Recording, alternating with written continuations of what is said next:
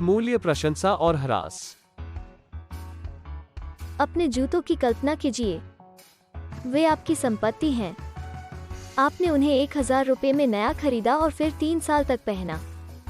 इन 3 वर्षों में वे या तो टूट फूट से गुजरे होंगे या अब भी बिल्कुल नए जैसे ही दिखते होंगे। भले ही 3 साल बाद भी वे बिल्कुल नए जैसे दिखते हों और फटे फटे न हो। अगर आप उन्हें अभी किसी को बेचने की कोशिश करते हैं तो वे जिस कीमत पर खरीदने के लिए तैयार होंगे वो हमेशा 1000 से कम ही होगी। बेशक लोगों को ठगने और इन जूतों के लिए 1000 या शायद 1000 से ज्यादा की मांग करने के कई तरीके हो सकते हैं।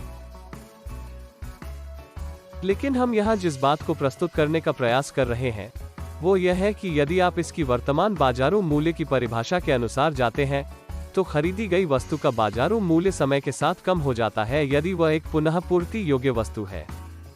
पुनः पूर्ति के अर्थ को समझना बहुत महत्वपूर्ण है।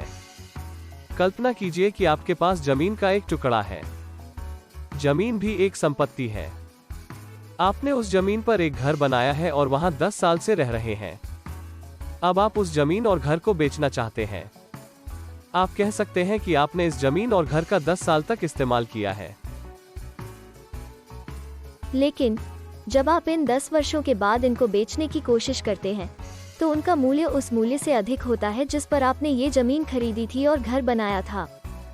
ऐसा इसलिए है क्योंकि भूमि एक गैर पुनः पूर्ति योग्य वस्तु है, जिसका अर्थ है कि यह या तो समय के साथ नष्ट हो सकती है या औद्योगिकरण और शहरीकरण के परिणामस्वरूप होने वाले प्रदूषण के कारण से खराब हो सकती है, जो अंत में भविष्य में इसकी आपूर्ति को बाजार में कम कर देगी।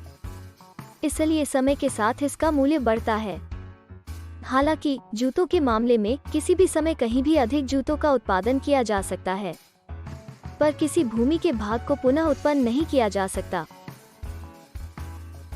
इस भूमि का मूल्य और भी बढ़ जाएगा यदि उन 10 वर्षों में इस भूमि पर रहते वक्त आपने इसका उपयोग खेती, होटल स्थापना आदि जैसे व्यावसायिक गतिविधियों के लिए किया था। घर या किसी भी प्रकार की प्रॉपर्टी के बारे में भी यही कहा जा सकता है, बशर्ते बाजार में पर्याप्त मांग हो, वरना हमें हमेशा सस्ते में ही बेचना पड़ेगा। मांग और आपूर्ति का नृत्य याद है ना? यदि आपके पास एक कार है तो यह आपके लिए एक संपत्ति की तरह लग सकती है। हालांकि इसे खरीदने के लिए आपको बैंक से कार ऋण लेना पड़ सकता है, जो फिर से आपके लिए एक देनदारी है। हालांकि कार एक पुनः पूर्ति योग्य वस्तु है जो कई कंपनियों द्वारा निर्मित होती है और हमेशा लोगों के खरीदने के लिए उपलब्ध होती है।